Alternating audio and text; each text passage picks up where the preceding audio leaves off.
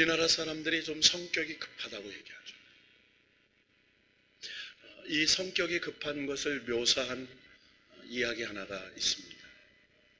옛날에 구한말에 있었던 이야기래요. 섣달 금음에 결혼을 했어요. 하룻밤만 자고 나면 새. 근데 하룻밤 자고 나서 신랑이 아내 보고 이렇게 퉁명스럽게 말했습니다. 여보, 2년이 되도록 아이가 없으면 어떡하냐. 햇수로는 2년이 됐지만 장가 간 지는 며칠 됐어요? 하루밖에 안 됐어요. 여러분, 조급함, 사람의 이 조급함이 얼마나 대사를 그르치는지. 여러분, 조급함이라는 단어를 풀으면 어떤 일에 대하여 참지 못해서 일을 저지르고 결정해 버리는 잘못된 선택을 말하죠. 1894년과 1895년에 청일전쟁이 일어났어요. 이 청일전쟁이 어디서 일어났냐면 조선 땅에서 일어났어요. 청나라와 일본이 전쟁을 하는데 우리나라에서요. 그것도 평양에서 또 바다에서 일어나는데 이 전쟁을 하는데 고래 싸움에 새우등 터진다는 말이 있잖아요. 전쟁이 일어나니까 어느 아기 엄마가 전쟁을 피하려고 급해서 아이를 얻었어요. 옛날에 뭐죠 이게? 떼기에 아이를 얻고 꽃짐을 지고 산으로 피신한 거예요. 그리고 한숨 돌려서 이제 아이가 배고플 것 같아서 아이를 앞으로 돌려서 젖을 먹이는데 아이가 아니고 베개인 거예요. 얼마나 정신이 없으면 아이를 업고 온 게 아니라 베개를 업고 온 거예요. 여러분, 우리가 인생을 살면서 그때 조금만 참았더라면, 조금만 더 기도했더라면, 조금만 더 인내했더라면 참 좋았을 것을. 여러분, 우리가 인생을 살면서 믿음의 테스트가 있어요. 이 믿음의 테스트는 하나님이 우리에게 좋은 것을 주시려고 위한 시험이에요. 템프테이션이 아니에요.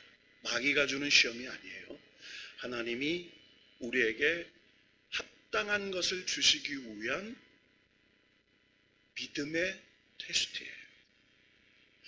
그때 조금만 더 참았더라면 반복되는 이런 믿음의 훈련은 없었을 텐데,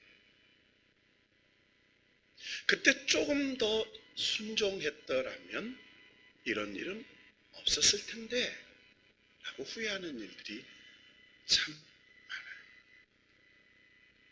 여러분, 오늘 이 창세기 16장 1절에서 16절의 말씀을 이해하려면 오늘 오전의 말씀도 이해를 해야 되지만 창세기 12장 2절의 말씀부터 거슬러 올라가야죠. 갈대아 우르에서 살고 있었던 우상을 만들어 팔던 데라의 아들 아브라함을 하나님이 부르시죠. 여러분, 우리의 믿음의 출발은 언제나 하나님의 선택에서 출발해요. 우리가 예수를 잘 믿어서 구원을 받는 게 아니라 하나님이 우리를 선택해서 예수 믿게 하셔서 구원을 받았어요.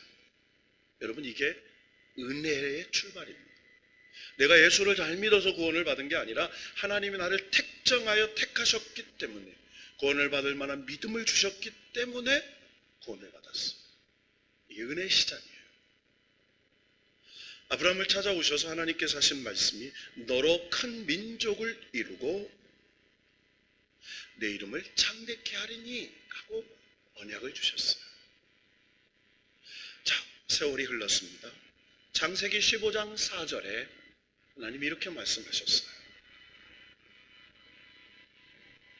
내 몸에서 날 자가 내 후사가 되리라. 누구에서 날 자가? 내 몸에서. 여러분, 아브라함은 남자예요. 아브라함이 아이를 낳는 게 아닙니다. 아브라함의 씨로 아브라함의 아내 사라를 통해서 주시는 아이를 통해서 하나님이 번성케 하시고 창대케 하시겠다는 언약이었어요. 그러면서 창세기 15장 5절에 하나님이 캄캄한 밤에 아브라함을 데리고 하늘에 별을 보여주시면서 이렇게 말씀하셨습니다. 하늘을 우러 묵별을 셀 수 있나 보라. 또 그에게 이르시되 내 자손이 이와 같이 많으리라. 이렇게 말해요. 하늘의 별과 같이. 여러분, 하늘의 별은 셀 수가 없죠.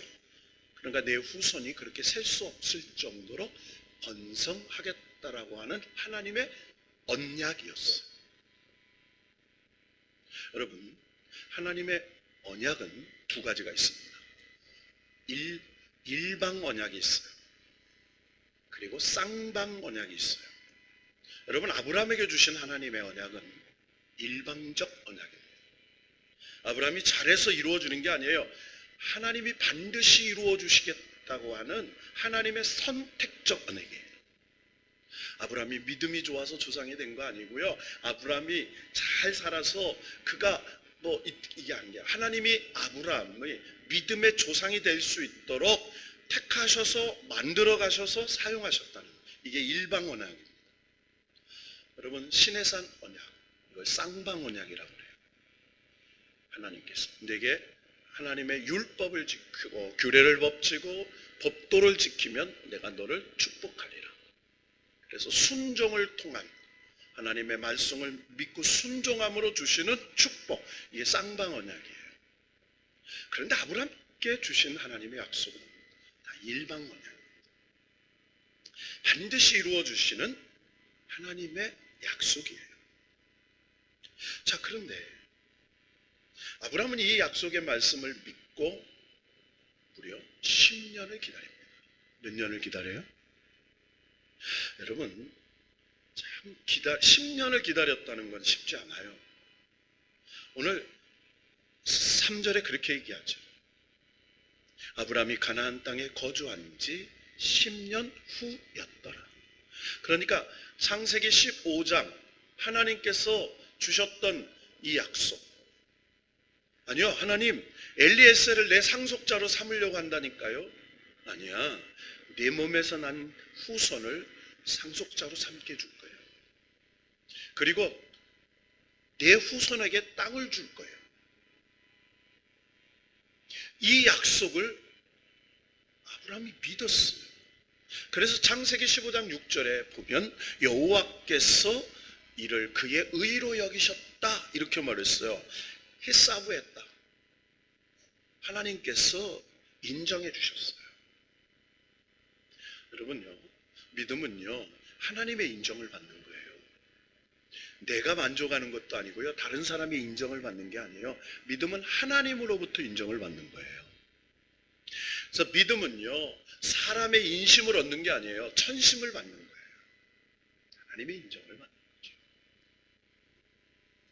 자, 그런데 세월이 흘렀어요. 자, 하나님의 약속이 이루어지는 거 아니에요. 여러분, 우리 보통 작심, 죄송해요. 마스크 끼고 있는데 자꾸 말 시켜서. 이렇게 코만 내놔도 돼요. 작심 3일. 3일 기다릴 수 있어요. 여러분, 3주. 그래서 세일의 기도. 이쪽 우리가 그래요. 또 우리가 3년. 옛날에 3년상 치러요. 그 후는 어렵다는 거예요. 자, 그런데 10년을 기다렸어요. 자, 그런데요, 누구부터 흔들립니까? 여러분, 아브라함은 후사에 대한 하나님의 언약이 있은 지 10년 동안 언약의 성취를 기다렸다. 짧지 않은 기간이에요. 여러분, 아브라함의 나이가 85세가 된 거예요. 85세. 85세에 아이를 기다렸어요. 아이는 소식이 없어요. 이때 그의 아내 사라의 나이가 75세입니다. 자신들은 점점 늙어갑니다. 여러분, 세월이 흘러가면요, 느낌이 달라요. 이수희 권사님이 어저께 저랑 통화하면서요, 권사님 그래요. 전 목사님, 눈 감았다 뜨면 주일이래. 그분이 느끼는 주일은 한 주가 어떻게 지나갔어요? 눈 감았다 떴더니 지나간 거예요. 그렇게 금방 지나갔어요. 자, 그런데 그런 시간은 금방 가요. 근데 뭔가를 기다려. 제가 손자가 미국에서 있어요. 아주 잘난 손자가, 친손자가 있는데 그분이 늘 저한테 그래요. 그놈은 왜 장가를 안 가는지 모르겠어. 여러분, 장가를 안 간 세월은 길어요. 그러니까 시간은 느끼는 거죠. 여러분, 우리가 시간이 흘러간다고 생각해요? 아니에요. 시간은 우리가 느끼는 거예요. 자, 그런데 10년을 기다렸던 아브라함과 사례는요, 인간적인 가능성은 없어지고 하나님의 향한 언약의 믿음은 깨어지고 하나님의 약속에 대한 의심까지 생기기 시작해요. 여러분, 우리가 세상 사람들이 그렇잖아요. 야, 조심해. 잘못하면 마가 낀다 그래요. 그죠? 뭐가 껴요? 이 마가 낀다는 것은 성경적으로 해석하면 마귀가 틈탄다라는 뜻이에요. 여러분, 마귀는 언제나 틈타요. 마귀가 틈을 타는데 그 틈으로 역사하지 못하도록 막는 게 성령님의 역사예요. 마귀는 언제나 틈을 타요. 그 틈을 믿음으로 메꾸고 성령님의 능력으로 메꾸는 거죠. 화가 복이 되게 하시는 게 하나님이시니까. 자, 누구를 통해서 마귀가 역사를 합니까? 자, 아브라함의 부인인 사라가 등장합니다. 자, 1절을 한번 읽어봅시다. 다 같이 시작. 아브라함의 아내 사라는 출산하지 못하였고 그에게 한 여종이 있으니 애굽 사람이요 이름은 하갈이라. 여러분, 이스라엘뿐 아니라 고대 세계에서는 자녀, 특히 아들을 생산하지 못하는 것은 여인의 수치로 여겼어요. 심지어 하나님의 징벌로 여깁니다. 더욱이 상속자에 대한 언약이 몇 차례에 걸쳐 반복적으로 주셨어요. 한 번 준 게 아니에요. 반복적으로 주셨어요. 그럼에도 불구하고 아브라함이 자녀를 얻지 못한 것은 여러 가지 측면에서 인간적인 근심거리가 되어 있었습니다. 결국 무슨 말인가 하면 아브라함도 아브라함이지만 아브라함의 부인인 사라가 더 조급해하고 더 의심하고 있었다는 거예요. 그래서 여러 가지 생각을 하던 사라가 주목한 사람이 바로 자신의 여종으로 애굽에서 데리고 왔던 종, 바로의 아내가 될 수 있었던 그 위기 상황에 하나님의 은혜로 재물과 종을 얻었던, 그때 받았던 여종이 하갈이었어요. 사라는 이 여종 하갈을 듣고 아브라함에게 뜻밖의 조건을 제시하죠. 자, 2절을 한번 읽어봅시다. 다 같이 시작. 사라가 아브라함에게 이르되 여호와께서 내 출산을 허락하지 아니하셨으니 원하건대 내 여종에게 들어가라. 내가 혹 그로 말미암아 자녀를 얻을까 하노라 하매 아브라함이 사라의 말을 들으니라.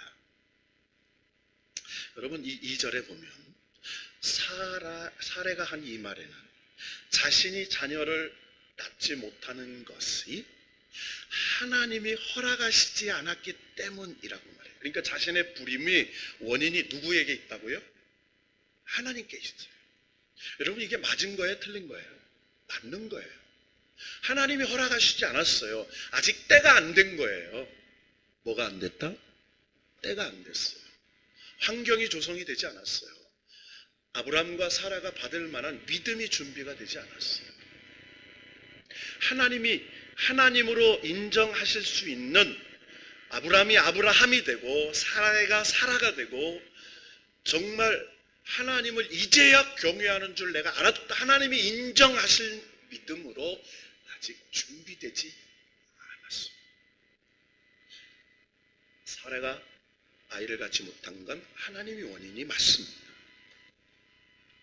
자, 그것이 사실이라면 사라는 자신을 불임케 하신 하나님의 뜻이 무엇인지를 진지하게 물었어야 돼요. 그렇죠? 하나님 왜 나에게 자녀를 허락하지 않으시죠? 이유가 뭐예요? 그러면 하나님 아직 때가 아니다, 내 믿음이 부족하다, 아니면 훈련 중에 있다, 뭐 여러 가지 있겠죠. 그래도 묻지 않다면 하나님이 약속하신 거니까 이루어 주실 거야 믿고 기다려야 돼. 하지만 그녀는 신앙적인 방법보다 인간적인 방법을 선택합니다. 여러분, 우리의 삶은요 딱 두 가지예요. 신앙적인 방법이냐 인간적인 방법이냐. 여러분의 삶에 작은 일이든 큰 일이든 딱 두 가지예요. 하나님이 원하시든지 내가 원하는지, 하나님의 방법이든지 세상의 방법이든지. 여러분, 늦더라도 하나님의 방법을 선택할 수 있기를 바랍니다.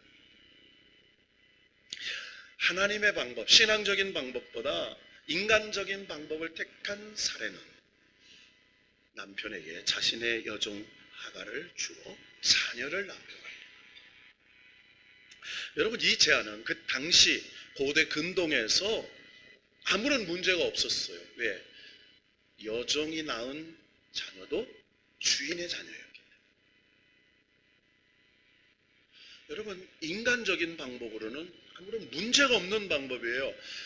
사라의 여종 하갈이 낳은 아이라도 아브라함의 아들이고 사라의 아들이 될 수 있었어요. 그런데 이 원칙은 성경의 원리, 하나님의 언약의 원리에 어긋납니다. 그런데 사라보다 더 큰 문제는 아브라함이 사라의 권고를 거부하지 않고 그대로 받았다는 거예요. 자, 여기 오늘 사라의 문제가 등장하죠. 그리고 아브라함의 문제가 등장해요. 자, 사라는 그렇다 칩시다. 하나님으로부터 무뼈를 보게 하고 세게 하고 이런 아브라함은 좀 기다려 봅시다.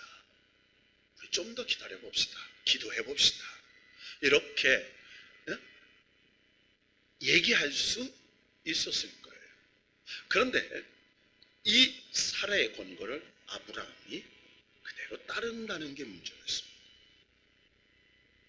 자, 아브라함은 하나님께서 내 몸에서 날짜라고 하실 때 그것이 자신과 사라 사이에 난 아들을 의미한다는 걸 알고 있었습니다. 여러분, 아이는 남자가 낳는 게 아니잖아요. 그렇죠? 같이 낳는 거잖아요. 여러분, 옛날에요 참 칠거지약 중에 하나가 뭐예요? 아들 못 낳는 거였어요. 그죠? 근데 옛날 시부모들이나 남편 다 누구 탓합니까? 며느리 탓하잖아요. 여러분, 마귀의 역사는 남 탓하는 거예요. 따라합시다. 내 탓합시다. 신앙은 내 탓에서 출발하는 거예요. 자기 죄를 인정하고 자기 부족함을 인정하고 내가 죄인인 것을 인정할 때 하나님의 역사가 시작이 되는 거예요. 인간의 역사가 끝나고 하나님의 역사가 시작이 되는 거죠. 자, 그런데 여러분, 하나님의 약속이 부인인 사라만 해당하는 것이 아니라 다른 여인이 포함되는 것을 스스로 잘못 해석한 아브라함은 하갈을 첩으로 삼습니다. 자, 우리는 이 말씀을 통해서 우리 삶에 한번 접목해 보자고요. 참 이상한 일 가운데 하나는요, 정상적인 길에서는 잘 안 되는데 비정상적인 것이나 틀린 방법이 잘 될 때가 있어요. 정상적으로는 안 돼. 근데 잠깐 비정상적으로 약간 다른 방법으로 하면 잘 되는 것 같아요. 여러분 보십시오. 4절에 뭐라고 나옵니까? 아브라함이 하갈과 동침하였더니 하갈이 임신하네. 그러니까 한 방에 간 거예요. 몇 방에 가? 여러분 아무리 해도 돼요. 여러분요, 우리가 100방, 1000방, 만방 해도 안 돼요. 하나님 한 방으로 끝나요. 여러분 하나님이 손을 쓰면 안 되는 일이 없어요. 저는 이 말을 제일 좋아해요. 사람의 끝이 하나님의 시작이다. 저는 늘 내가 아무리 애써도 안 될 때 그래요. 하나님 제가 내려놓을게요. 하나님이 시작하세요. 하나님의 역사는요, 사람이 안 된다고 인정할 때 하나님이 일하신다니까요. 내가 1%만 붙잡고 있어도 안 하세요. 왜? 내가 했다고 생각하니까요. 자, 하갈이 아이를 낳습니다. 너무 쉽게 생겼어요. 아브라함과 사라 사이에는 그렇게 안 생겼는데 10년 동안 한 방을 썼는데 안 생겼어요. 그런데 아브라함과 하갈 사이에는 하룻밤을 잤는지 이틀밤을 잤는지는 모르겠어요. 아이가 생겼어요. 여러분 이것이 세상을 살면서 우리가 만나는 유혹입니다. 따라합시다. 우리가 만나는 유혹. 바른 길, 옳은 길, 주님의 길로 가면 잘 안 되는 일들이 세상의 방법, 인간의 방법, 세상 길로 가면 잠깐 잘 될 때가 있어요. 여러분 이런 것을 유혹의 길이라고 말해요. 여러분 그래서 주님께서 그러잖아요. 내가 가는 길은 좁고 좁으면 좁은 길이에요. 세상 사람들은 다 넓은 길로 가요. 쉬운 길로 가. 잘 되는 것 같아요. 그런데 그 길은 망하는 길이고 사망의 길이에요. 성경이 분명히 얘기해요. 이걸 유혹이라고 말해요. 많은 사람들이 쉽게 가는 길이에요. 여러분 우리가 증권 하잖아요. 증권. 여러분 증권에서 다 돈 벌면 다 돈 벌지. 여러분 어려운 불확실한 증권일수록 위험도가 있는 거예요. 안정적인 거일수록 이윤이 적어요. 위험도가 높을수록 손해가 큰 거예요. 여러분 그런 거 마찬가지잖아요. 요즘에 요즘 연세가 드시면 뭐가 얇아지는 줄 아세요? 네, 그래서 보청기 끼는 겁니다. 잘 들으라고. 뭘 끼라고? 왜냐면 남의 말에 잘 넘어가. 그래서요 노인들이 요즘에 어딜 잘 가? 무슨 방에 잘 가? 그렇게 바들바들 자식들이 준 돈 안 쓰다가 거기 가지고 500만 원짜리 안마기는 그냥 사. 5천 원짜리 버들버들 떨면서 500만 원짜리 돌침대는 산다니까. 한 달 쓰고 안 쓰는 거. 여러분 뭐가 얇기 때문에? 귀가 얇아서 그래요. 여러분 보십시오. 우리가 한 게 분명히 알 것은 세상 방법이나 인간적인 방법으로 쉽고 빠르게 되는 일은 반드시 문제를 일으키거나 갈등을 일으켜요. 여러분 쉽고 빠른 길은 반드시 문제를 일으켜요. 갈등을 일으켜요. 여러분 요즘에요 참 답답해요. 운전하고 다니려면 엉간하면 50km예요. 조금 넓으면 60km. 옛날에 80km짜리가 60km. 또 60km 했던 데 50km. 학교 앞엔 30km야. 네? 성질 급한 뭐해? 너는 못하겠지. 정말이에요. 너무 사람의 안전도 중요하지만 너무 힘들 때가 있어요. 그런데요 빨리 가는 방법이 있어. 책임지면 돼. 뭘로? 머니로. 머니로 책임지거나 감옥에 가거나. 여러분 쉽고 빠른 길은 항상 문제를 일으켜요. 갈등을 일으키고요. 보십시오. 자기가 임신함을 알고 여주인을 멸시합니다. 여러분 임신했어요. 그러면요 좀 미안한 마음. 주인 대신에 임신해서 얼마나 마음이 아플까 이렇게 하면 되는데 그때부터 종이 신분이 바뀌어서 뭐가 돼요? 주인 괴롭히는 거예요. 자신이 아이를 가짐으로 사라보다 한 발 앞섰다고 생각하는 거예요. 자, 그런데 이때 사라의 반응이 나옵니다. 자, 오늘 뭐라고 딱 얘기합니까? 5절 말씀 한번 읽고 말씀 정리합시다. 시작. 사라가 아브라함에게 이르되 내가 받는 모욕은 당신이 받아야 옳도다. 내가 나의 여종을 당신의 품에 두었거늘 그가 자기의 임신함을 알고 나를 멸시하니 당신과 나 사이에 여호와께서 판단하시기를 원하노라.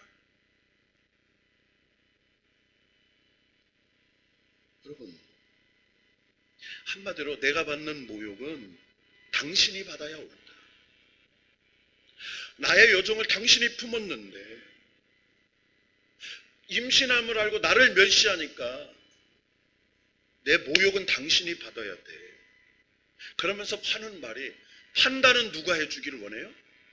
왜 하나님을 끄집어들어요? 여러분, 자기가 판단했어요. 자기가 결정하고 아브라함과 사라가 의논해서 한 일이요. 그런데 누굴 끄집어옵니까 여기에? 여러분, 자신의 모욕을 받는 원인을 자신에게 있었어요. 자기가 제시한 방법을 남편이 수용했어요. 그럼 남편 원망해요. 그리고 거기다가 여호와 하나님의 성호를요 함부로 말하는 불신앙을 저져요. 하나님이 판단해요. 여러분, 우리가 그럴 때가 많아요. 하나님이 아셔. 여러분, 부부싸움 할 때 하나님 껴넣지 마세요. 여러분, 누구하고 싸우면서 하나님 앞에 맹세하지 마세요.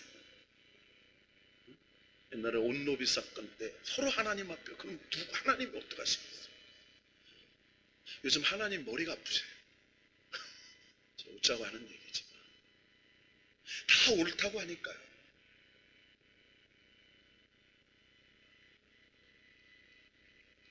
자, 이때 아브라함이 뭐라고 말합니까?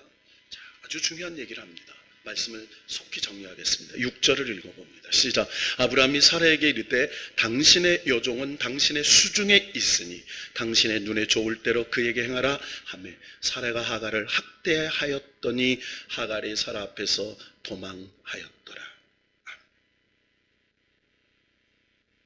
여러분, 아브라함은요 사라에게 하갈이 원래 당신 종이었잖아. 그리고 뭐라고 얘기합니까? 자신과 상관없이 당신 사라가 제안해서 한 일이니까 나는 상관없어. 여러분, 책임이 필요해요. 알아서 처리하라고 발을 빼는 겁니다. 여러분, 아브라함이 뭐라고 해야 돼요? 미안하다. 내가 당신의 제안을 하지 말았어야 되는데, 아무리 그래도 내가 종을 취하진 않았어야 되는데 이렇게 해야 돼요. 그런데 뭐예요? 책임 회피라는 타협을 하는 거예요.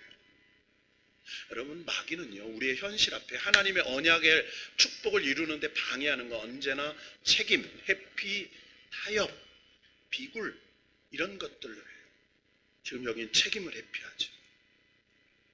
자, 어리석고 나약한 모습을 보이자 사례가 기다렸던 듯이 하갈을 학대합니다.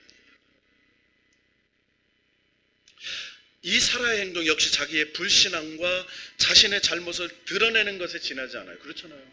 자기 때문에 생긴 일이에요. 자기가 자기 남편과 동침하겠어요. 그런데 학대를 하갈을 하는 거예요. 이런 불신앙이죠. 여러분, 자신의 마음과 결단과 행동을 뒤돌아보거나 또 이후에 어떻게 할지에 대해 생각하기보다는, 여러분, 신앙은요 문제의 원인을 찾아내는 게 아니에요. 문제가 생겼을 때 그 문제를 뒤돌아보고 그리고 어떻게 대처해야 될지 어떻게 행동해야 될지를 하나님께 여쭈는 거예요. 자기 중심으로 해결하는 게 아니에요. 하나님 중심으로 해결해요. 이게 믿음의 선택이에요. 지금 사례는 자기 감정, 자기 행동으로 드러나요. 궁극적으로는요 하나님을 인정하지 않고요 하나님의 약속을 믿지 않는 불신앙의 행동을 하는 거예요. 지금 자, 결국은 주인의 학대를 받았던 하갈이 가출합니다. 도망가는 거예요. 여러분, 하갈의 입장에서 충분히 그럴 수 있는 상황입니다. 원래 주인인 사라가 자신을 학대하고 남편인 아브라함은 나몰라라는 상황에서 그 모진 학대를 가만히 앉아서 당할 수만은 없었기 때문에 이해가 돼요. 인간적인 측면에서. 여러분, 우리는요, 이해할 수 있는 일이 있어요. 그런데요, 믿음은 이해로 안 돼요. 믿음은 수용이에요. 따라합시다. 믿음은 이해가 아닙니다. 믿음은 받아들이는 것입니다. 하나님의 말씀이기 때문에 받아들여요. 어떤 최악의 상황이라도 하나님이 주신 상황이라면 수용하는 거예요. 그 속에 하나님의 길이 있다고 믿는 거죠. 자, 남편 아브라함은 나몰랄라예요. 학대는 당할 수가 없어요. 자, 이것이 하갈의 탈선입니다. 여러분, 우리가 일탈이라고 하잖아요. 일탈. 여러분, 기차가 철로를 탈선하면 사고가 생겨요. 아이들이 가출해요. 일탈이에요. 여러분, 남편도 아내도 일탈할 수 있어. 탈선할 수 있어. 이런 가정이 어려워져요. 근데 정말 어려운 건 신앙의 일탈이에요. 제일 지켜야 될 게 신앙이 일탈되면 안 돼. 탈선되면 안 돼. 지금 이 하갈은 그런 거예요. 하나님의 가문에서 하나님의 보호를 떠나게 됩니다. 자, 하갈이 도망가다가 7절에 보니까 광야의 샘물 곧 술길 샘 곁에서 여호와의 사자를 만났다 이렇게 말해요. 여호와의 사자는 천사 또는 성령님 뭐 여러 가지 해석할 수 있죠. 자, 그런 거 중요한 게 아니고 중요한 것은 아브라함으로부터 도피하는 하갈과 아브라함의 자녀를 하나님께서 붙잡았다는 거예요. 누가 붙잡아요? 자, 하나님이 찾아왔어요. 하나님이 기다리고 계신 거예요. 하나님의 천사가 찾아와서 8절에 이렇게 묻습니다. 8절을 읽어봅시다. 시작. 이르되 사라의 여종 하갈아 내가 어디서 왔으며 어디로 가느냐. 그가 이르되 나는 내 여주인 사라를 피하여 도망하나이다. 여기 하나님의 천사가 행선지를 묻는 게 아니에요. 그렇잖아요. 하갈로 하여금 자신을 돌아보기 위한 하나님의 말씀. 여러분, 아담과 하와가 선악과를 따먹고 죽잖아요. 그때 하나님 뭐라고 하세요? 아브라함아 내가 어디 있느냐 이렇게 말해요. 그러니까 실존을 말하는 거예요. 네가 어떤 상태냐? 너 지금 내 마음, 내 영혼, 내 믿음의 상태가 어떤 거냐? 이 말을 하는 거예요. 지금 똑같은 거예요. 네가 어디서 왔으며 어디로 가느냐? 이 말은 네 지금 상태가 어떤 거냐? 너 돌아봐야 되지 않냐? 너 아브람 탓만 하고 사례 탓만 하냐? 너 네 탓은 없니? 네가 주인인 사례를 네가 업신 여기고 네가 조롱했잖아. 뒤돌아보라는 말이에요. 여러분, 사람은요 언제나 자기 주장을 해요. 자기를 이해해달라고 얘기해요. 상대방을 이해하지 않아요. 자, 아브라함의 자녀를 잉태한 채 아브라함으로부터 떠나는 것이 옳지 않으며 또 우상과 죄악의 상징인 어디로 가요? 애굽으로 향하는 거예요. 그러니까 이 등장하고 있는 이곳 광야의 샘물 곁 술깃 샘 곁 그를 만나. 이게 해안 도로예요. 애굽으로 가는 길이에요. 그러니까 하갈이 어디 출신입니까? 애굽 출신이에요. 그러니까 지금 어디로 가는 거예요? 애굽으로 돌아가는 거예요. 애굽은 어디예요? 세상 우상의 땅이에요. 하나님의 자녀를 가졌어요. 어쨌든 사라의 씨는 아니지만 아브라함의 씨를 가지고 세상으로 가요. 하나님이 막는 거죠. 넌 가면 안 돼 거기는.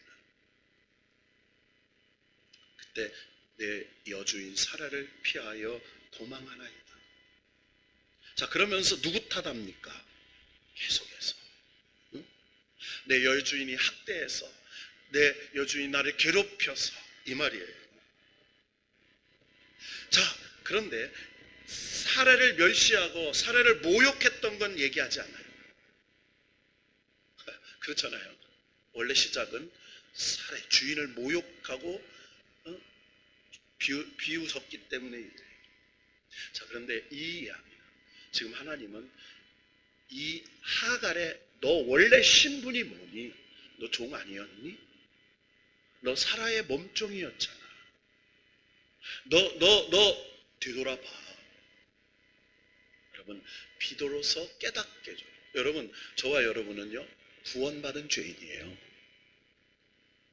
따라합시다. 나는 의인이 아닙니다. 아직도 의인이 아니에요. 목사도 저도 의인이 아니에요. 아직도 하나님의 은혜로 예수의 피로 구원받은 죄인이에요. 여전히 성화되고 있어요. 여전히 세상의 정욕과 안목의 정욕과 이상의 자랑이 괴롭히는 존재예요.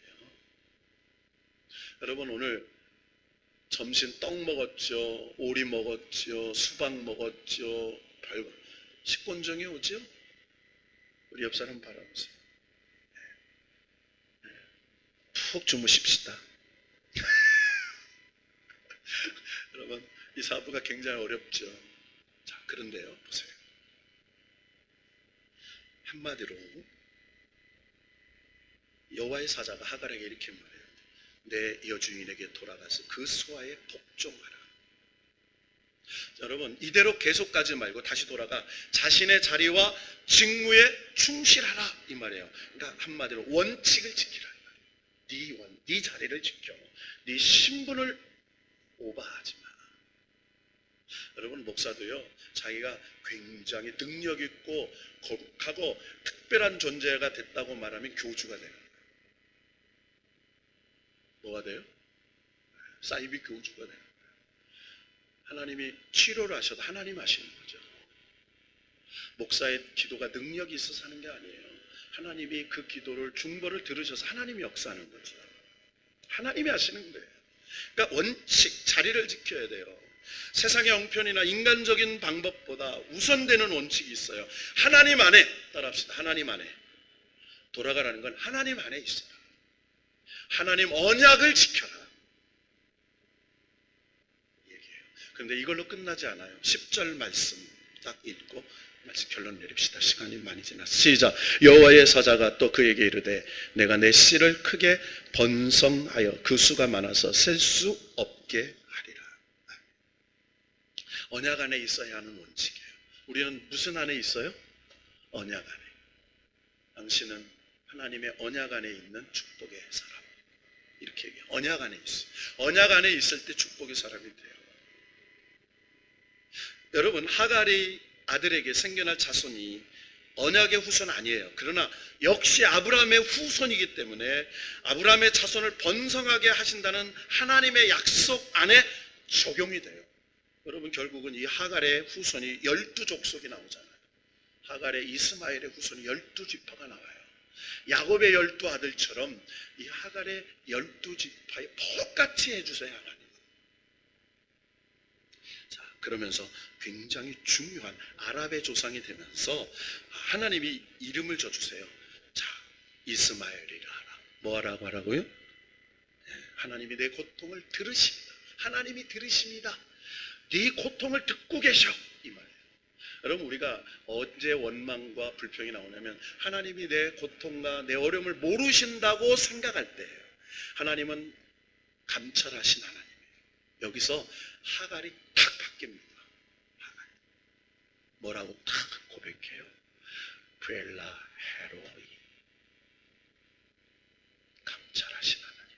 나를 살피시는 내가 고통, 여러분 그 광야에서 목마르고 힘들고 괴로운 그 현장을 누가 살펴요? 하나님이 살피십니다. 여러분, 잊지 마세요. 부모도 다 떠나갔잖아요. 여러분, 육신의 부모는 다 먼저 가요, 천국에. 여러분, 한 입을 덮고 살았던 형제 자매도요, 시집 가면 출가회의 1년에 한두 번씩 봐요. 여러분, 부부도 함께 살다가 앞서가고 뒤서가고. 근데 나를, 내 고통, 내 아픔을 보시는 분이 왈라요. 감찰하신 하나님. 나를 여전히 살펴주시는 하나님. 하갈이 깨달은 거예요. 아브라함이 몰라줬다. 사라가 몰라줬다. 하나님이 나를 살펴주고 계시구나. 언약 안에 있는 거예요. 자, 여러분, 아브라함의 잘못, 사라의 잘못된 일탈, 하갈의 잘못된 선택, 이것을 하나님은요 복으로 바꾸세요. 여러분, 신앙생활은요 정해진 길이 있어요. 뭐가 있다고요? 정해진 길이 있어요. 그 정해진 길을 우리가 일탈할 뿐이에요. 그런데 하나님이 우리를 제자리로 오게 하세요. 반드시 오게 하세요. 그런데 그 오게 하는 과정에 대가를 지불해요. 죄의 대가. 때로는 고통스럽고 때로는 아프게 하지만 합력의 선을 이루게는 하세요. 더 깊은 하나님을 만나요. 자, 우리가 이 말씀으로 결론을 내립니다. 우리가 열심히 기도해도 응답이 없고 열심히 30년 신앙생활에 없어 오르막길이 아니여 내리막길이라고 낙심합니까? 여러분, 세상적인 수단과 방법을 선택하면 점점 어려워집니다. 이때 신앙적인 방법, 하나님 언약의 방법을 선택할 때 하나님은요 그때 역사하시기 시작해요. 아브라함의 인생길의 달성, 신앙의 달성, 이런 하갈 그리고 사라의 이 잘못된 모든 것을 하나님이 책임져 주시잖아요. 여러분, 말씀을 정리합니다. 우리의 인생은요 끊임없이 막아껴요. 마귀가 탐나요. 끊임없이 마귀가 유혹해요. 끊임없이 미혹해요. 어떻게 하라고? 일탈하라고. 세상 방법으로 하라고. 빠른 방법으로 하라고. 쉬운 방법으로 하라고. 근데 하나님은 끊임없이 우리에게 성령님을 통해서 하신 말씀이 있어요. 되돌아보라고. 그리고 기도해보라고. 말씀 붙잡아보라고. 그리고 하나님께서 주시는 늦지만 하나님이 원하시는 30배, 60배, 100배 더 많은 것으로 해결하신 하나님의 뜻이 어디에 있는지를 생각해보라고. 여러분, 믿음은 기다림입니다. 순종은 기다림의 인내를 통해서 축복으로 바꿔주시는 거예요. 우리가 사는 이 세상 얼마나 어려워요. 1시간 말씀 들으면서 마스크 쓰고 숨가빠요. 그리고 정말 어디 한번 가기 쉽잖아요. 누구하고 저도요 주먹 인사하다가 어떤 사람 조금 반가운 사람 하면 손이 나가요.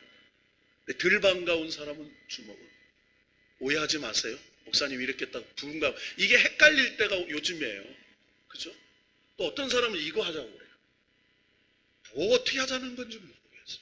이런 헷갈리는 시대. 오직 살 길은 언약의 길이라는 사실을 믿고 여러분 타협하지 마시고 하나님의 언약의 약속으로 달려가는 저와 여러분 되시기를 주님의 이름으로 축원합니다.